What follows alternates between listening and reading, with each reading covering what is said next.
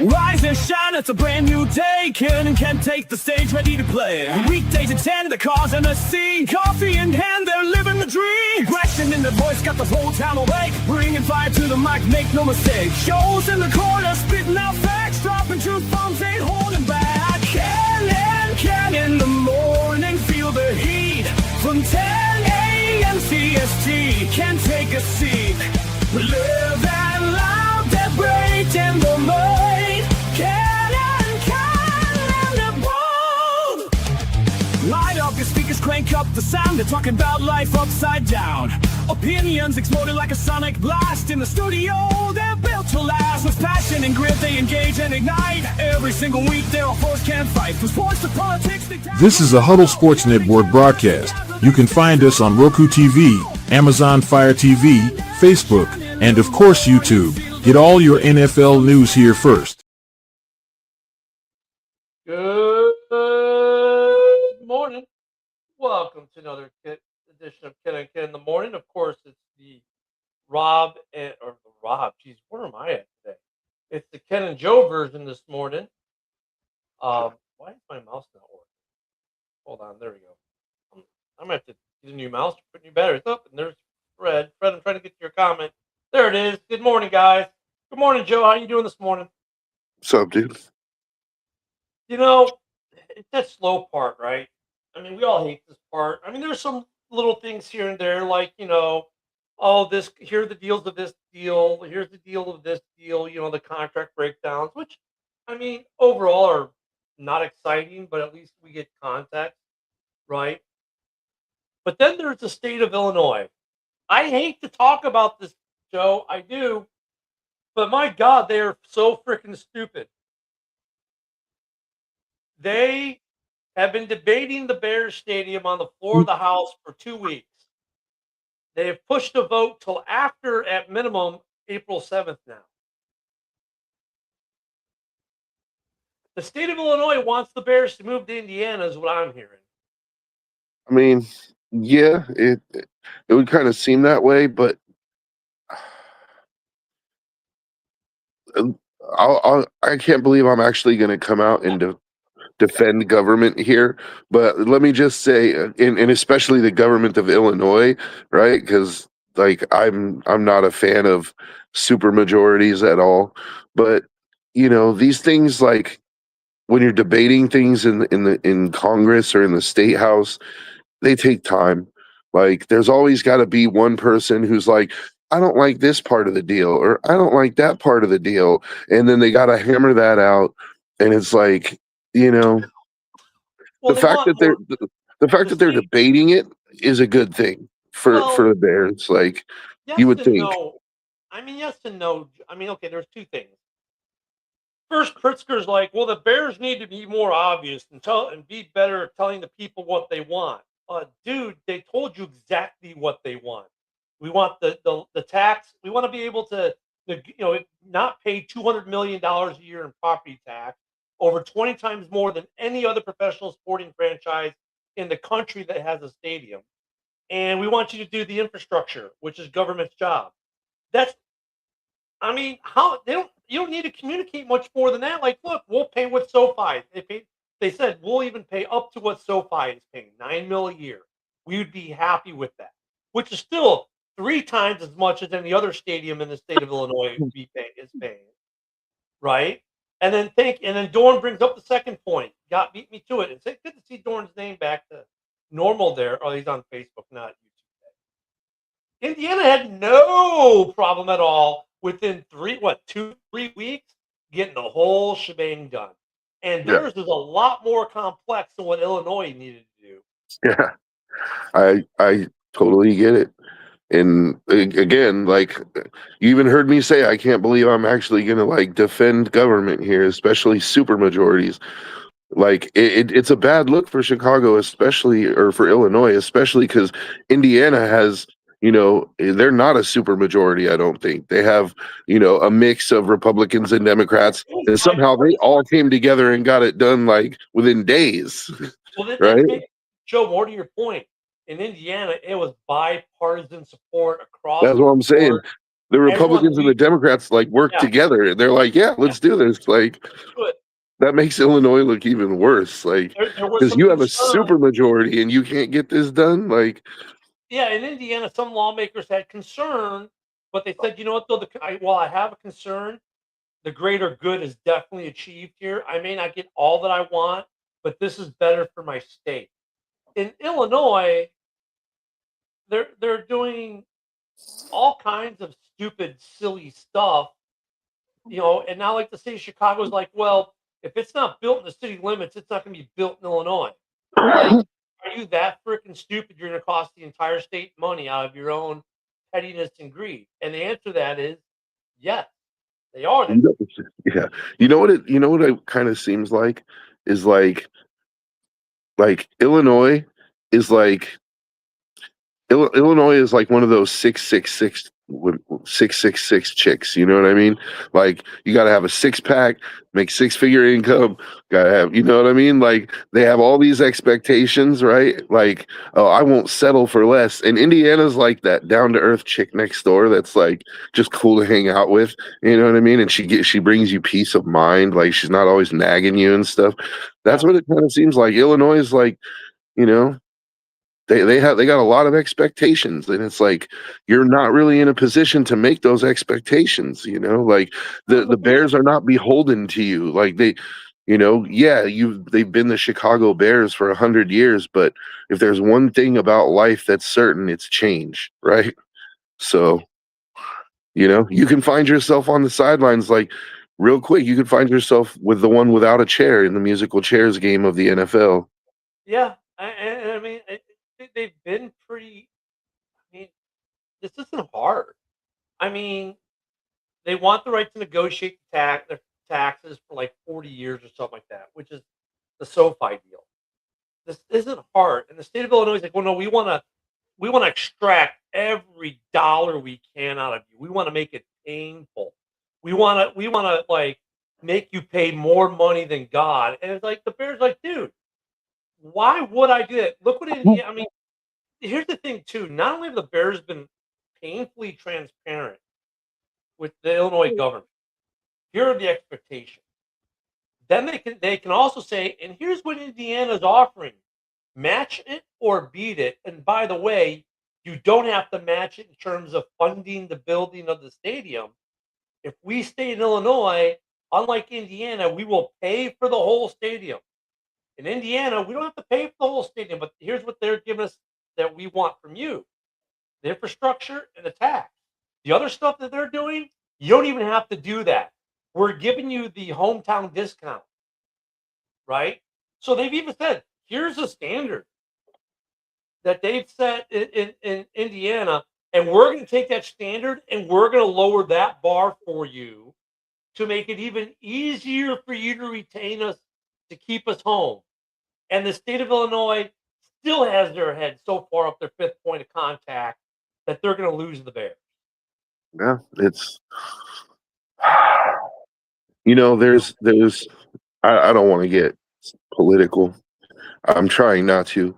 But there's this thing about, this certain party that cries out for socialism, right? And what is socialism really? It's like they want the rich to pay their fair share, which means like you shouldn't be rich, right? Like we should just take all your money. And they forget the fact that these rich organizations, corporations, whatever, create jobs. And I'm in no way a corporation bootlicker. Like Right. corporations are greedy as fuck. Like they exist for a reason, right? Right. But But it's they like, generate. but they generate all this revenue, and it's like you're either gonna get a piece of that, or you're gonna get none. They're gonna move out of the state, and then now you just lost all those jobs for your constituents and everything else. So it's like, can the state of Illinois, I guess what I'm trying to say is, can the state of Illinois be happy with a little of a lot, or will they talk themselves out of everything? Like, And they think they have leverage, Illinois does, because the Bears just spent like 100 million plus refurbishing Hallis Hall. mhm. But you know what though? The Bears want the stadium opened by week 1 of the 2029 season. That's the benchmark. That's the goal. We're about to start the 26th, so they're giving them 3 years to build it, which tells me there's a little bit of wiggle room here for the state of Illinois. Not much, but a little. But they want to break ground sooner or later because if they can be open by 28, right, even better. But I mean, the Illinois is like, well, you just spent all this money in Lake Forest for Hallis Hall. Yeah, I get it. The Bears don't want to leave Hallis Hall. If the Bears build in Indiana, logically, you would think that at some point they would move the rest of the operation to Indiana because it'd be better for them on taxes, players, personnel, Mhm. being closer to the stadium and where they play their games versus an hour or two away, the job tax implications and all the other stuff. I mean that When that you're, that when that you're looking at $100,000, or when you're looking at 100 million versus 3 billion, like I think they're overestimating the that leverage that they have with Hallis Hall, because if you're the Bears, yeah, you spent $100 million refurbishing Hallis Hall, right? Right? Like, do you want to leave that $100 million behind? Not really, but no. are you willing to for a $3 billion or $2 billion, $3 billion stadium project and all the bells and whistles that Right, and the Indiana fees threw at that you? they pay. Yeah, you're going to leave that 100 million behind. You're going to say, I mean, nobody likes leaving. It hurts to leave 100 million behind, but it doesn't hurt as much as not taking the 3 billion. Like, Yeah, because, you know, here's the problem, like, if, being dual stated like that, and Billy now says the Bears will not be going to Indiana, 100% fact. Now, Billy, you came on here weeks ago after meeting, uh, the tax king Pritzker, saying that, "Nope, nope, they're moving to Indiana." Now you're saying they're not. Billy, come on, dude. You have more waffles in the house of pancakes right now, man. Which one is it? I love you, but tell me. They're going, they're saying that's the problem though, 'cause, like, even Billy, who's kind of in the know too, one week he's like, "Oh, they're moving." The next week, "Oh, no, they're not." "Oh, wait, yeah, they are." "No, they're not." At some point though, if they became dual stated, because they make so much revenue in Indiana, their headquarters would have to be in Indiana, or guess what? Illinois reaps some of that money that they make in Indiana, Mhm. right? And so they would lose some of the benefit. And that's the leverage that I think that they think they have. But you know what? All the Bears have to do is have an office in Indiana, call it their headquarters. They may run everything out of Lake Forest, but they're incorporated out of Indiana for their business, 51% of their business. And okay, cool. Now Illinois doesn't get those taxes. But this all comes down to tax dollars in Illinois trying to extract as much money as they can out of the Bears. Now, look, I hear that in the argumentation they're somewhat close, right, on getting the Bears what they want, because the Bears have lowered the bar so much for the state of Illinois. This should be pretty easy for them to do. It's just dismaying that A, with a supermajority, B, that you've had 2 additional weeks to get this done, that they're pushing this off like another week and a half, 2 weeks. And Indiana finished their deal at the what, m- second second or third week of February, like over a month and almost a month and a half ago. Um, and they did theirs in like 3 weeks, the whole kit and caboodle done. Having to go across the aisle and be bipartisan about it. And here in Illinois, we have a super majority with a lower bar. They can't get this put to bed. Yeah. It's just I would love the Bears to be in Arlington Heights. I think it's a great move for the organization. I think it's a great move for the city, the north. Not as much for the city proper, but the city in the in the burbs, right? Um, here we go. All right, now, Billy, I don't want to push back on the inside information. Good morning, Cam. Um, but I mean, dude, if Illinois can't get the taxes fixed, you're telling me that they wouldn't go to Indiana if they were going to try to say no, you're going to pay 50 million a year in taxes, and we're not budging, that the Bears wouldn't go to Indiana? I think they would. I look, it's good leverage for the Bears. It sets the bar for Illinois. But if it's going to cost the Bears a few $1 billion over the life of the stadium, I think they'd move to Indiana as a business decision. I think they want to stay in Illinois. I'm curious who he's been talking to. I mean, Yeah, obviously he can't put names out there, but I right. mean, there's a difference between talking to Jim from parking and Jim the valet and somebody actually like in the know. Or So Ryan Clark. Right. if he's talking to somebody who's in the know, then then he knows. See, that's what I'm hoping, Billy. And like I said, I heard they were getting somewhat close on it, but it's just dismaying that they haven't gotten it done yet. And they should have gotten it done. And it's just more than the state not taking the Bears seriously and treating them like redhead stepchildren. We'll get to you when we get to you. This is not a small deal, right? And that's kind of like more what I'm upset about. This is not a small deal. This is a big deal for the state. And they can't pull their heads out of their fifth point of contact to get a very simple tax break done. Because let's face it, dude, it's complex, but it's simple, right? I mean, they've already got the blueprint. It's not like they don't know how to do this. They do. And I hope Billy's right. And I hope they get that tax break done. And I hope they get this thing voted on like super soon. Yeah. And I agree with Billy on this. Indiana, by moving so quickly, getting everything done, setting the framework, did help Illinois. Illinois knows what the bar is, and the Bears lowered the bar. hmm just out of pure nostalgia, I wish there was a way that they could upgrade Soldier Field, though. Like, So there's been clickbaity kind of crap, which is it's just crap. These people posting these arguments that the Bears agreed like a $2 billion redo of Soldier Field that makes it a dome, blah blah blah.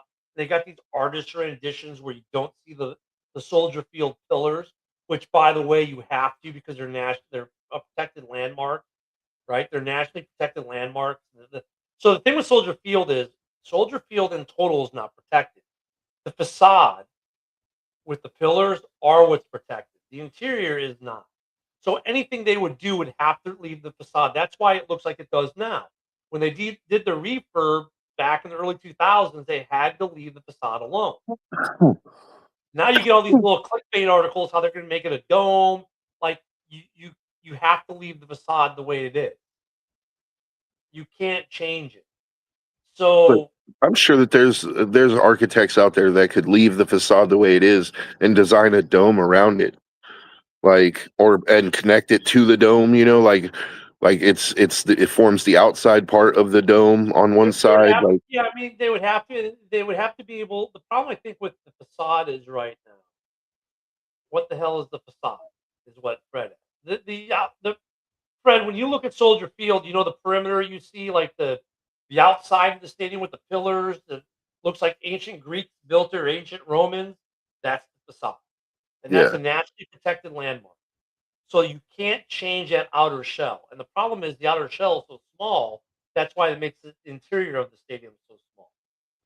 If they take down McCormick, yeah, that's what they planned, right? But that got shut down. And that was what they came out with, what, Billy, about a year and a half ago, right? But I think the Bears want to own. And I think under that deal, the city was going to own it. And the Bears are like, no, we want to own it. And do you blame them for wanting to own their stadium? I No. don't. Now, if they could do the McCormick South Lot thing, keep it on the lakefront, and the Bears could own it, right? Cool. But you know what? I don't think the city of Chicago is going to go for it. I think they're better off being in Arlington Heights. And you know what? They're probably better off. I know Billy hates this because he's a South Suburb guy. So them moving to Arlington Heights adds about an hour to his drive to the game versus what it is now, or more. But where it's situated is much better for the Bears being in Arlington Heights. First off, was it 70 or 80% of season ticket holders live in the northwest suburbs, Arlington Heights, Buffalo Grove, Schaumburg, Hoffman Estates, Rolling Meadows, Barrington, that area up there. That's where most of the season ticket holders live. But technically, you've got the Metro Rail is right there, which the Bears fans already know about the Bears trains on the Metro, right? So yeah, I would add some stops. You're closer to O'Hare than you would be in the city a little bit. It's a little bit easier. They can just extend the red line out to it or something too. And there's talk about that. Um, there's more to. I mean, it's just a better area. Yeah, he loved to go to Arlington, so it's just a better situation. Arlington's dude that area. So I grew up in that area. My dad used to be the mayor of the mayor, the postmaster of Arlington Heights. Um, that's because much of the Southeast are Cubbies fans. No, no, Fred. Northsiders are Cubbies fans. Southsiders are White Sox fans. My dad was the postmaster in Arlington Heights. And I grew up so right across from where the racetrack was. There was a sports complex across from that. Where I used to go there play indoor soccer. There's a bowling lanes there. I used to be in a league at. I mean, I used to be over there off Northwest Highway all the time. It's a great area. There's so much they can do. There's a Portillo's not far from where the site is. There's a lot of food options, hotel options already there. Plus, you're close to the airport, and they're going to build more hotels and more food options. You're not that far from Woodfield, which is the second biggest shopping mall in the country. Well, really, it's the biggest. Mall of America gets called the biggest because it's got more square footage, but that's because it has an amusement park in the middle of it. So, I mean, there's a lot of pluses for being in Arlington, um, and they don't have to pay the city taxes. So it's closer to Hallis by about 40 minutes with traffic, at least 40 minutes. So I grew up in Wheeling. The last time I lived there, I lived in Buffalo Grove. From Buffalo Grove to Lake Forest with no traffic, it takes me about 45 minutes to get to Hallis Hall. So, and I was only about 20 minutes from the proposed site. So for the Bears, it from Hallis to city on game days, probably a 2 to 3 hour drive because of traffic on the Kennedy. It's probably half that if they're in Arlington. And to be honest with you, most of the people probably live in that work at Hallis probably live in the Northwest burbs. So Arlington makes so much sense. The state needs to get off their ass and get this done. Yeah, I was just saying from a purely nostalgic standpoint, like it'd be nice if they could, if they could do something at Soldier Field because I like Soldier Field, and the wind coming off the lake offers a huge advantage in the kicking game. Well, it's going to be a dome either way, so they're gonna lose that. Yeah, I've been going to Soldier Field since oh god, the early '80s, late '70s. I mean, I went to Bears games in '85. I went to Chicago Sting games there. I went to the World Cup there. I played on that field when it was AstroTurf. You know what I mean? I mean, I have tons of memories of Soldier Field. Um, Before and after the spaceship landed in it. It's yeah, I mean that tugs at my heartstrings too, but I understand that the NFL is a business and we need something new, Mhm. and it's not. I mean, it's like it's not sacrilege like get moving out of Lambeau. It really isn't. Just because the city, and I think part of that's because of the way the city's treated it. You know what I mean? Um, but yeah, I mean, I don't know. Uh, Chicago used to be a lot cooler, Fred. The energy's not as good as it used to be. I never been there at night. I've only been there in the daytime, but downtown Chicago was nice. I like the vibe there. Yo, the Mag Mile, dude. I was last time I was there. Now was about a year and a half, 2 years ago, and the Mag Mile still has some of that electricity at night. By Water Tower Place and all that. Some of that electricity is still there, but it's not nearly what it used to be. Like there's a lot of the big stores are gone. Water Tower Place Mall is basically a ghost town where it used to be bustling. Um, it's kind of dead compared to what it used to be. Compared to what it was in the '90s and early Mhm. 2000s. I like the It, it old school vibe downtown though. Like there's like I don't know the areas and stuff, but just I remember like when you drive in, you go past the Chicago Sun Times time, building and that little river, the river section Chicago there. River. Yeah, Yeah, and then like I remember there was a lot of like old buildings from like the turn of the century and or even earlier. Um yeah, the buildings that survived the Chicago fire. Yeah, that you're over there. You're over there out in the Magma. That's you got the Water Tower Place and all that. The old printing press is still there. Um, there is some good stuff over there still. It's not totally devoid, but mhm. even like the pier isn't as bustling as it used to be. The activity has died down in the city a I'm lot. actually going to be going back next year. Like when I graduate from school, I'm going to have to probably fly into Chicago. So I might end up staying like an extra day in Chicago. I'd like to go to a Cubs game if I could, because I've always just wanted to go to Wrigley Field. I love Wrigley. We went. That was the last trip we were there. We went to a Hawks game to see Connor Bedard, and then we were opening weekend for the Cubs against the Dodgers. It was great. And like I still got my food. I was mad they moved Ed DeBevick because Ed DeBevick used to be by Hard Rock and Rock and Roll McDonald's. Now it's like 8 blocks in the opposite direction. It's not like the old. It used to be like in the '50s looking diner kind of thing. Now it's just a corner diner in a building. Like the vibe inside was still there, but the feel it was a lot smaller than what the old restaurant was. Put it that way. But Ed DeBevick's is still a great place to go. They're paid to be rude to you. Is, Your server, your how are server, the will come, your server how will are come the up. ballpark dogs at Wrigley Field? Oh, they're good. They're Vienna beef hot dogs. Oh yeah, they're great. They're still great. Ed DeBevick, so you'll sit down, your server will come up to you like, you know what you want yet? You don't? Well, why are you wasting my time? I'll come back when I'm ready and I have time for you. Like that, they'll literally do that to you. And they're and you know what? If you're rude back to them, it's kind of like part of the show. It's like it's a fun place. And their chili six ways is phenomenal. Um, yeah, I mean the city isn't what it used to be. If they lose the Bears, it'll be lessened a little bit. For the 8 home games they're not going to get and the 2 preseason games. This year, of course, will be 9 home season games. Um, I don't know. I just want them to get this done, man. I'm tired of dealing with or hearing it. I mean, yeah, Joe, you're gonna love. Yeah, you're gonna love Wrigley itself. And you know what's cool about Wrigley? I know we're a football show and we're branching off here a little bit, but what's cool about Wrigley is it's a neighborhood ballpark. It's like in the neighborhood. Like there are people who live right next to it, Hmm. and then you got the people who live across the street where corporations have bought out the housing, and now they just use it for game day for the rooftop, and people don't really live in some of those buildings anymore. But there are still some that do. But it's a community ballpark.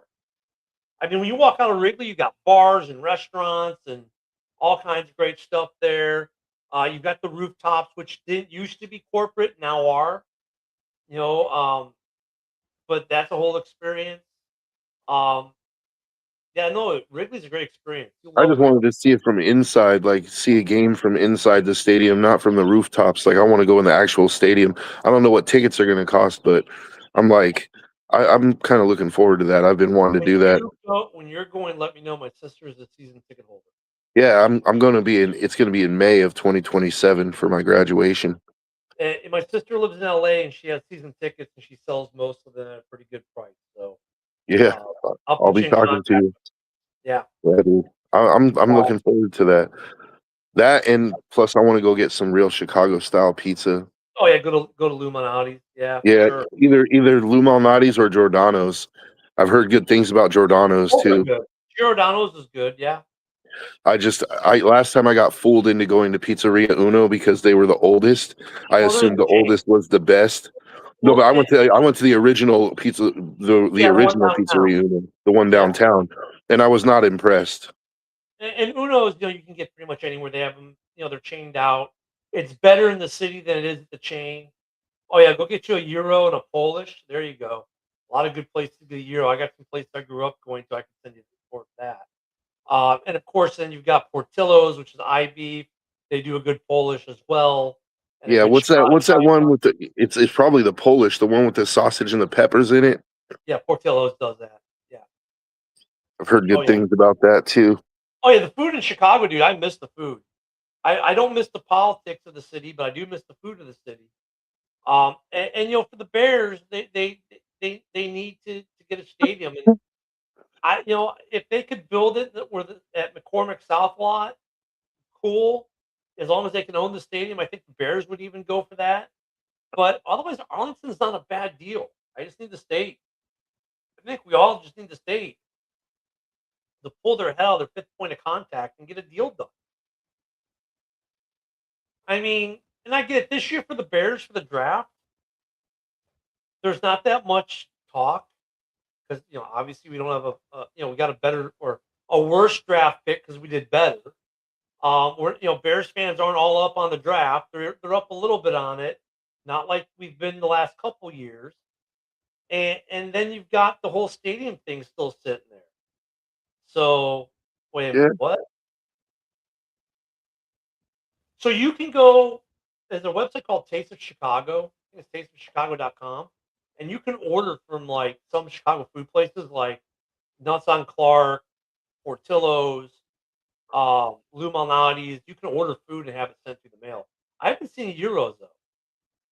I'd love to get a good euro. Yeah, Uno chain there in GR. It was trash. Yeah. Um, I got a couple good euro places here in Pensacola. Oh, I love that people pronounce it. I was in New England. It's a gyro. Like it's not a gyro, it's a euro. It's a gyro. I work at the restaurant. Cool. I'm from Chicago. We all call it a euro, and that's what the Greeks call it. So yeah. hey, what do they know? You call it Euro here too, and Yeah, they're delicious. Like yeah. It's I no, can she only called it imagine if you can gyro. get it authentic though. Like if you can get it, like I would imagine it's probably better in Chicago than it is here. But Yeah, she goes, it's a gyro, and it was like two strips of meat. I'm like, dude, what the fuck is this? I was like, you I gotta be want kidding half a me. lamb on my fucking Euro. What are you Yeah. doing? Like And you know what's you funny? Then we know, went to a little hole in the wall down the street, and it was two dudes from Chicago who opened a place. It was in the New England area. They opened up a little pizza joint, and you walked in, you just saw it spinning. When you see it spinning, they're shaving it right there. Like, that's the real deal. yeah, dude. Now when these guys go to the griddle and throw some strips of meat on it, like, no, No. no. Actually, we do have a place called Nick the Greek where you walk in and that thing is spinning and they're shaving it off. That's the real deal, and it's good, dude. I grew up on that. There's But they places. put fries in their Euro though. I've seen people put fries in it. It usually comes with fries. There's a place in Wheeling for those in the Chicago area called Skipper's. It's literally right next to the neighborhood I grew up in. I used to go there a couple times a week. In fact, I think the guy is still there, the original owner, because I pop up and he's been there for shoot 40 years. He's been there, the owner, and the guy is awesome. And he still remembers me when I don't get up there often. When I come in, he's like, "Hey, you're back!" 'Cause I was from the neighborhood, and that place was awesome. Um,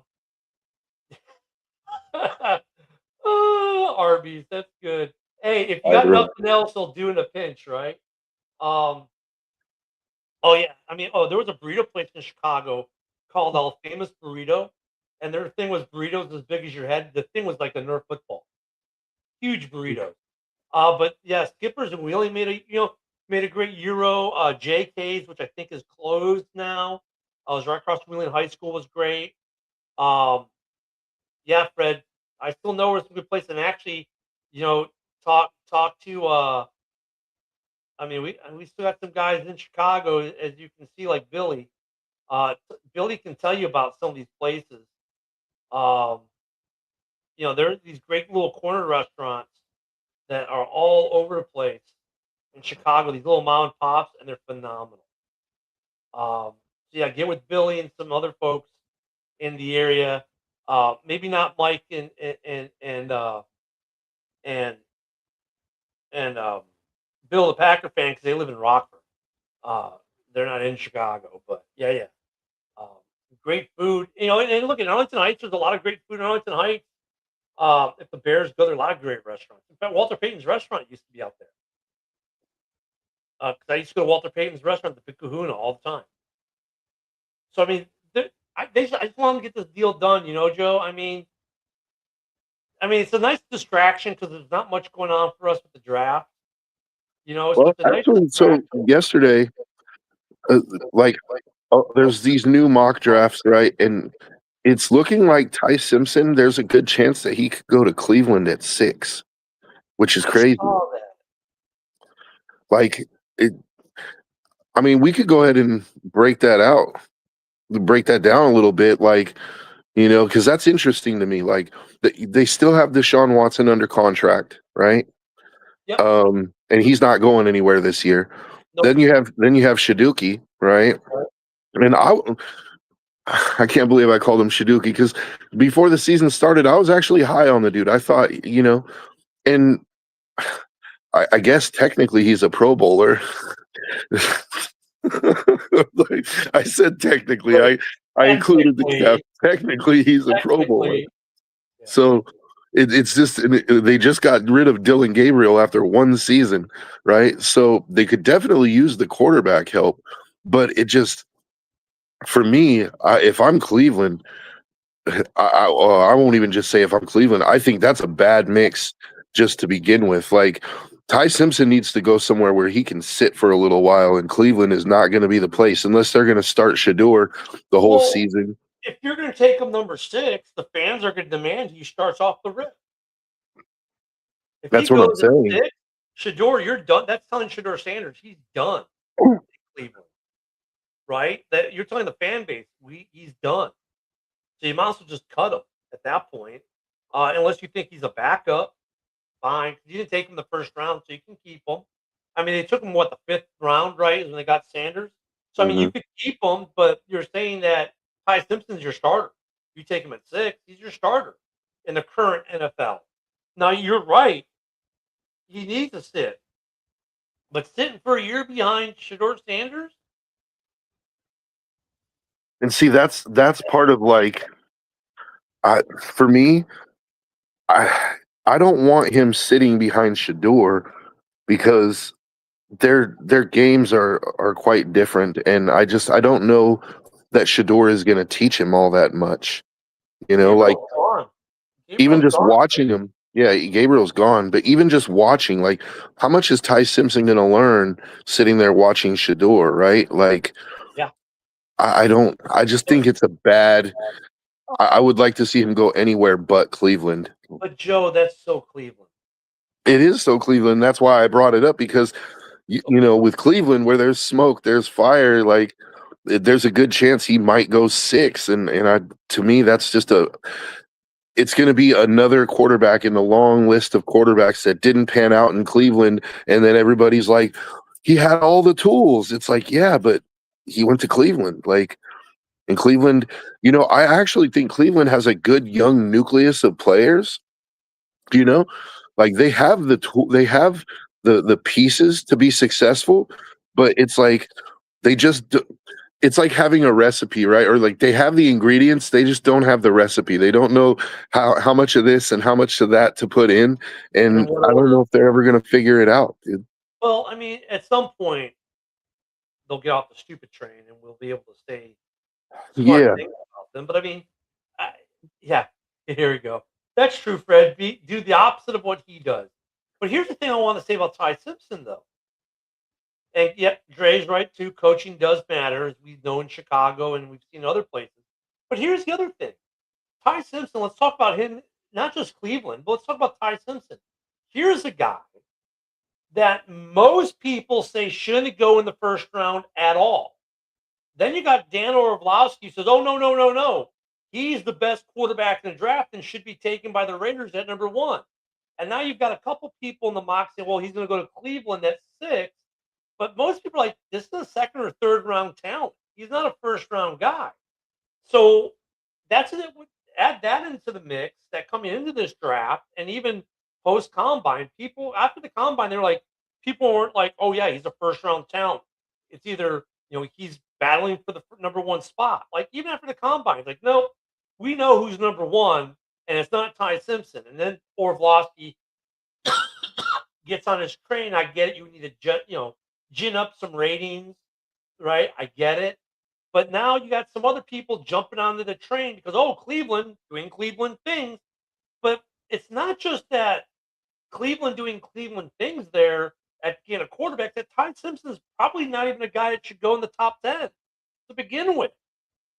I would say I would agree with you as far as I think he came out in the wrong year.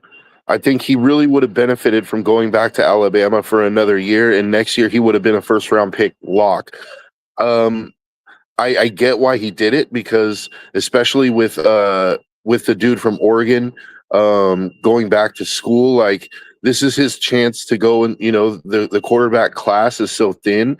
He figures it's going to make him a first round pick, but talent wise, I've been high on Ty Simpson since I started watching him. Like I do think the guy has the tools. He's got excellent pre-snap diagnosis, like of he knows where he's going with the ball. He's decisive. He has good arm talent. He's a good with running, scrambling situations, like where he can run. Like he has a lot of the tools, but I just think the lack of experience in starts, like he only has like nine or 10 starts. Yeah, and we've seen what 13 happened. starts. Yeah, those guys don't pan out. Yeah, Mitch Trubisky. And yeah, and Mitch Trubisky was another guy who had all the talent in the world, right?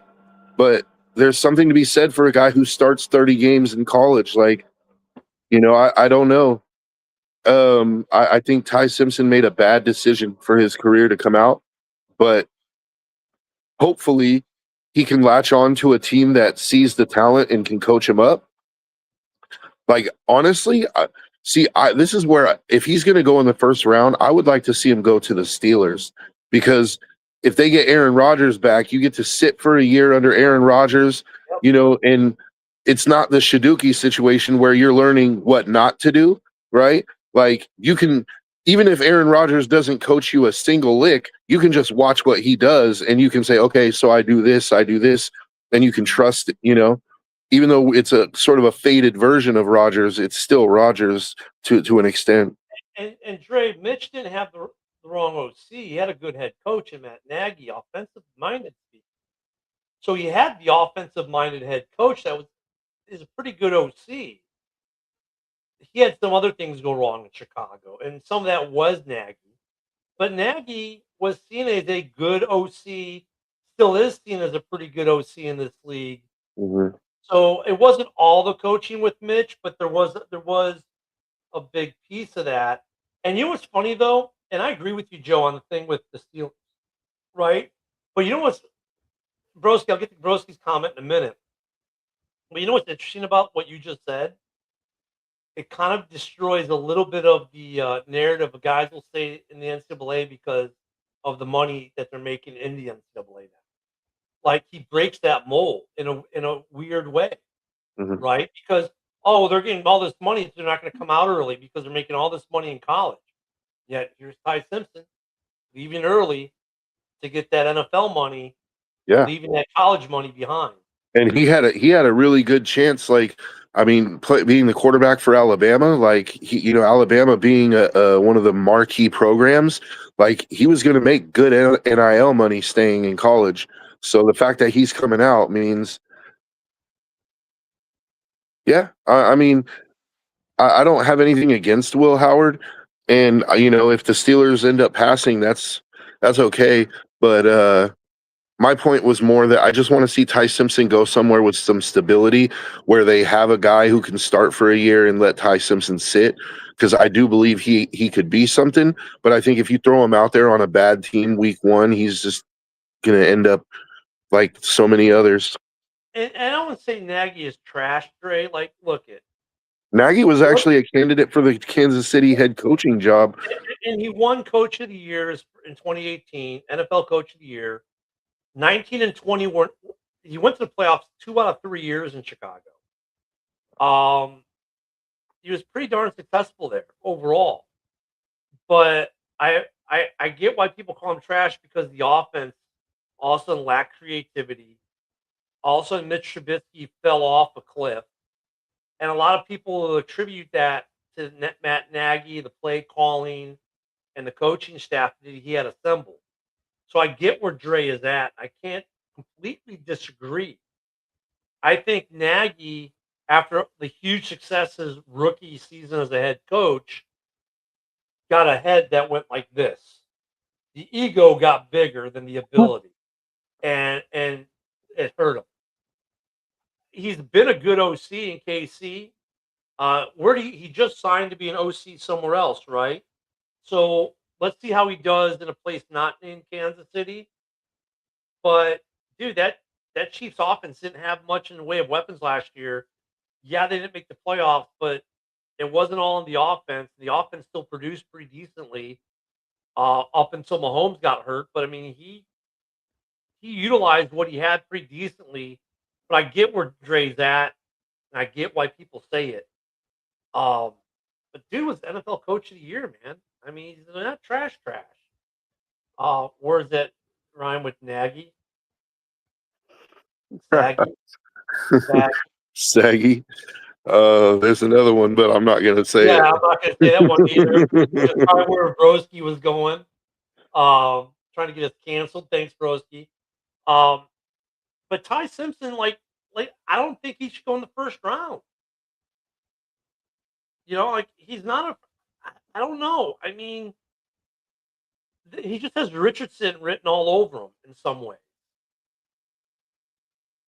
Which, by the way, the Colts are, done with the Richardson experiment, Yeah. and Ty Simpson seems like that kind of guy. Like, I don't know where you could. I get what you're saying with that, but I think he's got more. Like Richardson was like all athletic ability. That was the reason he went where he went, right? Right. Like Ty Simpson, to me, has shown the ability to diagnose defenses. He's a good decision maker. Like I think his football mind is better than Richardson. Like he doesn't have anywhere near the athletic traits, but the thing is, like, I don't necessarily disagree with you that he shouldn't be a first rounder, but I think if he is a first rounder, I understand a late first rounder. I understand why, because they want the 5th-year option. Especially if he's going to sit a year, that makes sense to me. Like another team I could see him, like, well, I won't say I could see him because I don't know if they're going to take him. They have 9, but Minnesota, like if he was to go sit behind Kyler for a year, like, thought about that. but I don't think they're going to get rid of 9 though. That's the problem. I hate to say this, but Dorn, chime in on this. I think if he's there by the time the Packers pick in the 2nd round, I think that's where he should go. For 2 reasons. That would be a great place. He's not going to be the starter. Jordan Love is. 2, if Jordan Love has to miss 3 or 4 games, Packer fans aren't going to be shitting themselves over it because he's good enough to say at least he's going to be a suitable backup for a year or 2. 3, he might push Jordan Love because guess what? You draft Ty Simpson. Well, Jordan's like, well, that's what they did to me when they drafted me and Aaron was here. So are they thinking I might be on the way out in 2 or 3 years when this contract of mine is up? Mm-hmm. So it might push him to do even better than he's doing right now, which is not to say that Green Bay needs him to be better because he wasn't bad, but he did have a couple games where you're like, dude, these balls, come on. We all saw a couple of these bad picks. There were a couple, not many, to his credit, like 1 or 2 really, but still they stick out, right? So Ty Simpson in Green Bay is great for Green Bay because they get a young quarterback that's going to be the backup for the next 4 years at max, 4 years probably, and they can either get rid of him or trade him or whatever. But he's also insurance if Jordan Love doesn't pan out, and may actually get Jordan Love to produce more and be better because you just took a really good backup quarterback and lost him in free agency.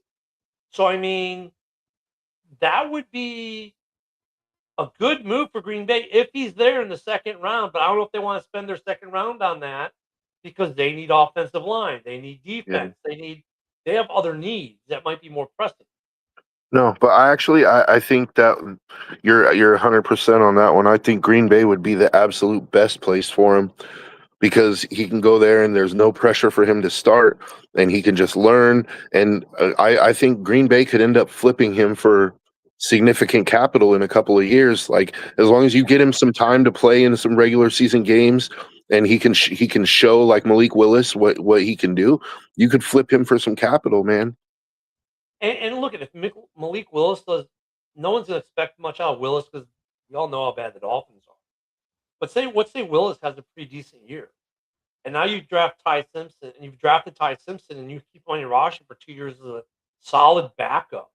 Because look, Jordan Love the last 2 or 3 years misses an average of 2 to 4 games a season now. So you get him in for 2 to 4 games a season over the next 2 years, and he balls on any level. I agree with you 100%. Now you've got a guy you can trade for a second rounder, a first rounder in a draft where you might really need something.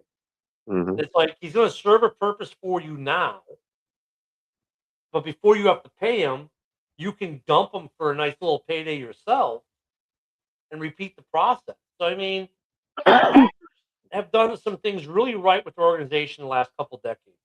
One thing they've done right is the quarterback position. They seem to get good backups. They seem to find right starters. They've only had 3 in like 40 years. They're doing something right up there. This seems like something that'd be in their wheelhouse. I mean, Jordan Love's been in the league now, what, 7, 8 years?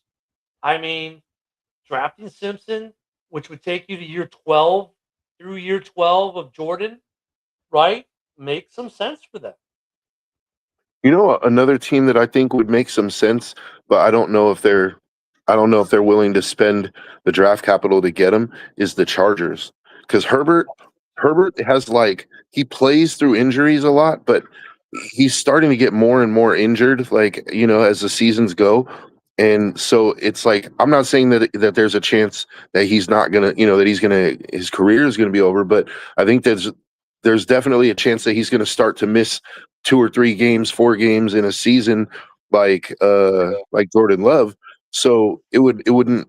I think with Harbaugh there, that could be a good situation for him, and they have a decent defense. They have, Amarian Hampton, they have, Lad McConkey. There's some good weapons there. And look, there's another one. I don't think the Jets should take him at 2. I don't even think the Jets should take him at 16. I have seen him mocked to the Jets at 16, but I don't know if they do. I would take him at 33. I mean, look, at 16, I get it because 5th-year option. Got it. And Geno Smith might not make it 5 years. I get it. But if you can get him at 33 and get you 2 blue chips that you really needed, say, on the offensive line or at other places, I would, if the board's looking like that, I think that's what I would do with the Jets. I think honestly, what I would do is take 2, like you said, take 2 blue chip players at 2 and 16, and then use that 33 pick and package it and get up to the 25 range, just so you get the 5th-year option, and then go that route. If Ty Simpson is your guy, that would be something that I would do. Yeah, that would make sense too.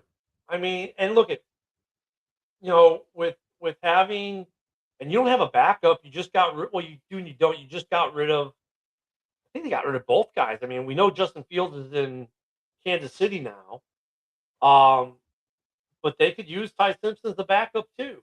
And I think, Geno, how many years does Geno have left? I mean, Geno's an old man in the NFL. Mm-hmm. And he's not like these other older quarterbacks who, I mean, last year he sucked. No other way to put it. He sucked. Yeah, he was good in Seattle, but, it's like, he's like, I hate to compare him to Jared Goff, but I'm going to. Jared Goff leaves the Rams all of a sudden win the Super Bowl. Geno leaves Seattle wins the Super Bowl. Therein lies my comparison. So, and that's the thing for me, why I don't go to the Jets is because I think there's a really good chance that by week 8, people are going to be screaming for Geno's head, dude. And then they're going to be forced to throw Ty Simpson in there on a bad team, because the Jets, the Jets are a bad team right now, but I do think they have I mean, they have 5 first-round picks over the next 2 years. They have a chance to reload that roster. They really do, if they can hit on those picks. But putting Ty Simpson on that team right now, bad idea, in my That's opinion. why I would try and get him in the third, or like package that second with something else to move back into the first, like a 25, 26, somewhere around there. I mean, that makes sense. And then you still have the impetus that I have to start Ty Simpson this year, right? Because he's so far back in the draft. And you know what? Even if Geno sucks, you don't have to start him. And you can tell the fans, pound sand, we're not starting him. It's not like Jets fans are going to leave you anyways. If they were going to leave you, they would have already done so. Yeah. So you're safe with the fan base that you got left, because if they were going to leave you, they probably would have already done so. So you can Yeah. let Geno, and look, Geno's cost you a pretty penny. You're going to let him play it out, and then Mhm. next year you have a competition between Geno and Ty, and then maybe Ty takes over and Geno finishes out his career as a backup for the Jets for 2 or 3 years, and then he retires. But I mean, I don't him going Ty Simpson, just he's that draft pick. I think if he goes to Cleveland or goes too early, he's going to be that guy that's going to come up and bite you. We've seen this so many times. Mhm. I mean, when everyone was like up to like really a week or two ago, until Dan Orlovsky started on his big, he should be the number one pick kick. Everyone was like, dude, second, third, maybe in a fourth rounder. No one was talking this guy as a lottery pick. No one was even talking this guy as the first round pick. Even after the combine, they were still, the jury on him was still kind of like, you know. So yeah, well, Steve Broski says, Ken, I have a player in mind. Bears might be targeting at 25, who isn't anyone rare for the Bears with that pick. It's definitely a position people would expect Bears to draft that high. Well, you might as well say it, Broski. Man, Yeah.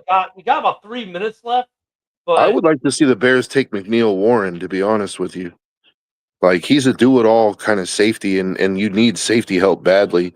And you get him at the back half of the first round, so you're not spending top 10 draft pick on him. Like, but McNeil Warren he looks like he could be a really good player.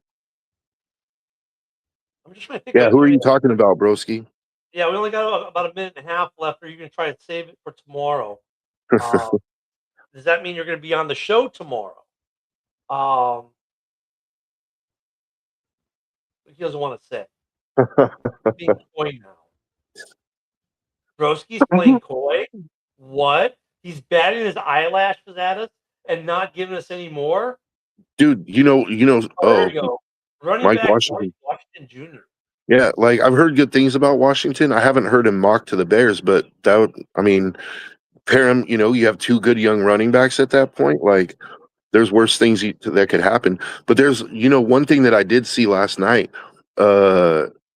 is that Arvell Reese, who 2 months ago, Arvell Reese was like, everybody was like convinced he was going to go to the Jets at number 2.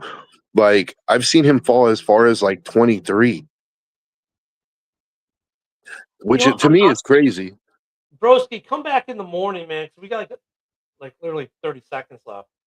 I can see that if the Bears took a running back at 25, this year you'd have a nice 3-headed monster, and then you could let Swift walk at the end of the year possibly, or trade him at the deadline.